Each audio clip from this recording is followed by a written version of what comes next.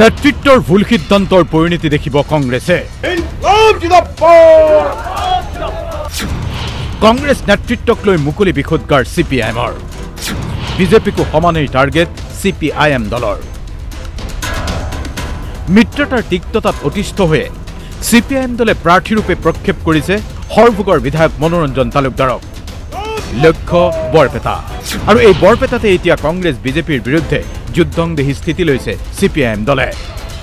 এক অৰ্থত এতিয়া ভূপেন বৰাকো খুদাই এৰিবলৈ সাজু নহয় CPIM দল। CPIMৰ প্ৰাৰ্থী মনোৰঞ্জন তালুকদাৰৰ টাৰ্গেট নম্বৰ 1 ভূপেন বৰা। কংগ্ৰেছে ভুল কৰিছে বুলি আমি স্পষ্টভাৱে কৈছোঁ। কংগ্ৰেছে ইয়াতে কেণ্ডিডেট দিব নালাগিছিল। কংগ্ৰেছে এতিয়া কেণ্ডিডেট দিয়াটো যে ভুল হৈছে এইটো কথাটো সমষ্টিৰ জনসাধাৰণেও বুজিছে। মিত্ৰতাৰ তিক্ততাই ক্ষুণ্ণ কৰা তালুকদাৰৰ অভিমান, কংগ্ৰেছো ভাল নহয়, বিজেপিও একেই। গতিকে দুয়োটা দলৰ বিৰুদ্ধে সৰব হৈছে CPIM দলৰ প্ৰাৰ্থী মনোৰঞ্জন তালুকদাৰ। ইমানতে ক্ষান্ত নাথাকি এক প্ৰকাৰ ৰিজাল্ট কি হ'ব কৈ দিলে মনোৰঞ্জন তালুকদাৰে।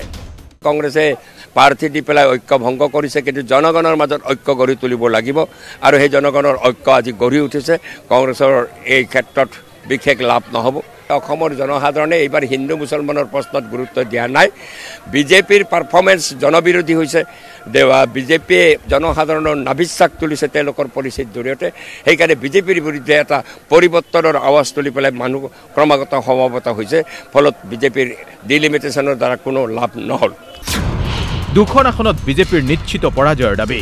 কোকৰাঝাৰত তিনিকোণীয়া প্ৰতিদ্বন্দ্বিতাৰ দাবী। গুৱাহাটীতো হেনো কঠিন প্ৰতিদ্বন্দ্বিতা। এতিয়া দুৰ্গৰ ৰক্ষীয়া ফণীভূষণ চৌধুৰী নিজে ভাৰাক্ৰান্ত।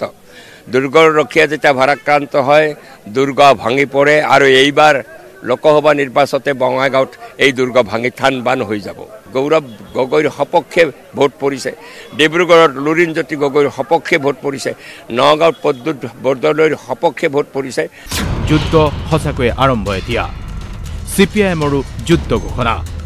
CPIMৰ প্ৰাৰ্থী মনোৰঞ্জন তালুকদাৰৰ হৈ প্ৰচাৰ চলাবলৈ আহিব ত্ৰিপুৰাৰ প্ৰাক্তন মুখ্যমন্ত্ৰী মানিক চৰকাৰ।